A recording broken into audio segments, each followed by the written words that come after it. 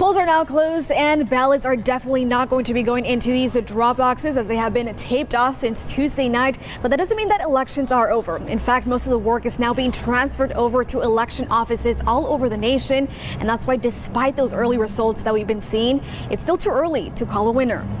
Is there a possibility that the results that we're seeing on the website change? Oh, very definitely. I mean, it's really a very small percentage of the vote count. Obviously, we don't know the exact turnout at this point, but still, the majority of the votes still have not been counted. Mary Bedard, the Register of Voters who oversees the Kern County elections, says that incomplete count is despite staying up until almost 3 in the morning on Wednesday counting ballots. Simply, we finished counting all the ballots that were cast at the polls yesterday. So that's what that final means. We are not done. Since they won't have all the ballots that were mailed out yesterday for another week, those results, including what many news outlets are looking at online, are still very preliminary. We still have many ballots to count.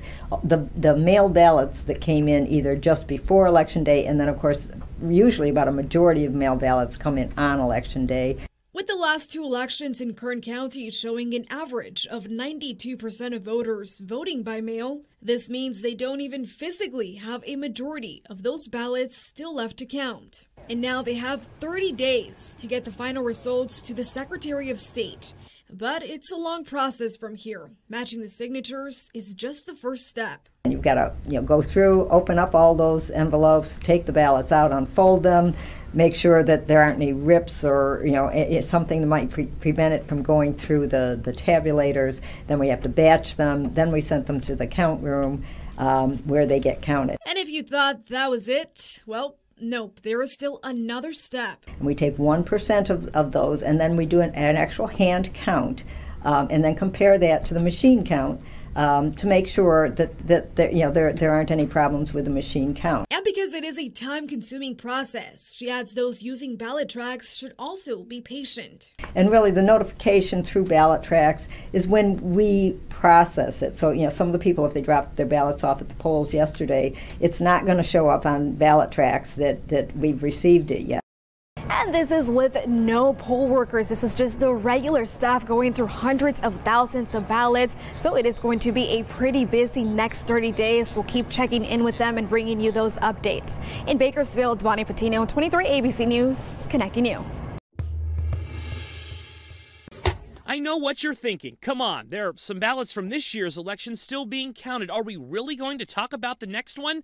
Well, we may not want to, but we have to, because what happened this week is already impacting politics going forward. I will very probably do it again. On one hand, what happened this midterm will have a big impact on former President Trump, who could announce another run for the White House in the coming days. How did this midterm election impact the former president? Well, some of his candidates underperformed. For instance, Mr. Trump's picks for senator and governor in Pennsylvania lost. His pick for governor of Maryland and senator from New Hampshire lost too. It's unclear what will happen in Georgia, but Herschel Walker, a candidate whom he supported early, underperformed as well. While Mr. Trump did have victories in states like Ohio, he had more losses than was expected, which could impact his ability to win the Republican nomination for a 3rd straight time. If former President Trump does announce that he's running, to some degree, what he is seeking is unprecedented in modern American politics. In fact, only one American president ever has left office, only to return. If this midterm impacted former President Trump a bit negatively, it impacted some other Republicans positively, including Governor Ron DeSantis of Florida. Governor DeSantis won re-election by a larger margin than was predicted. It wasn't even close.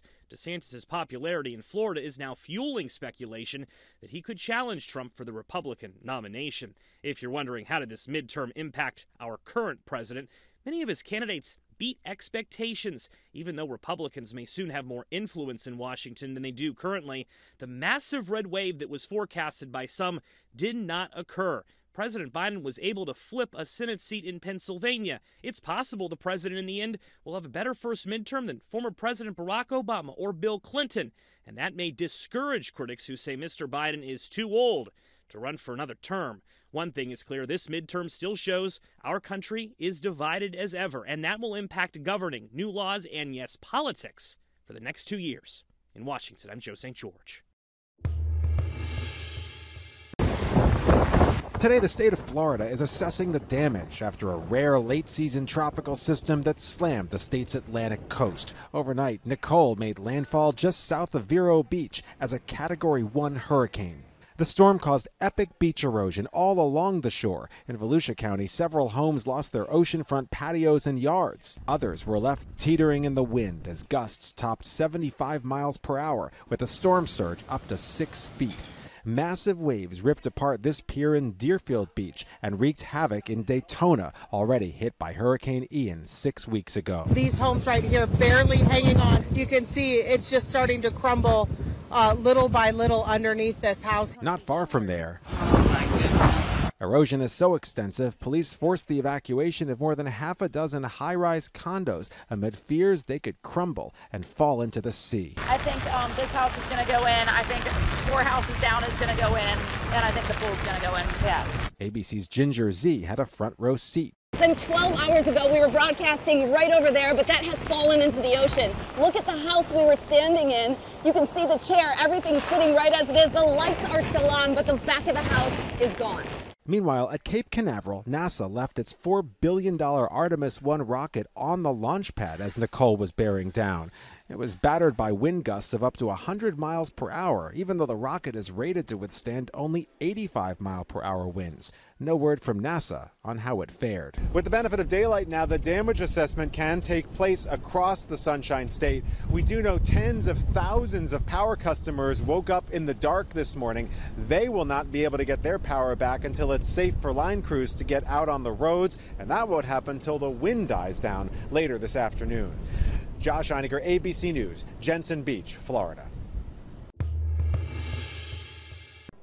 A potential sign of hope in Thursday's new inflation numbers. The Labor Department saying prices are up 7.7% compared to a year ago, which is still historically high, but better than economists expected. Remember back in June, we were at 9.1%. So this is definitely some welcome relief. Used car prices, clothing costs, and medical care all seeing a drop. President Biden touting the new numbers as progress on slowing inflation, claiming it's a sign that his administration's economic policies are working.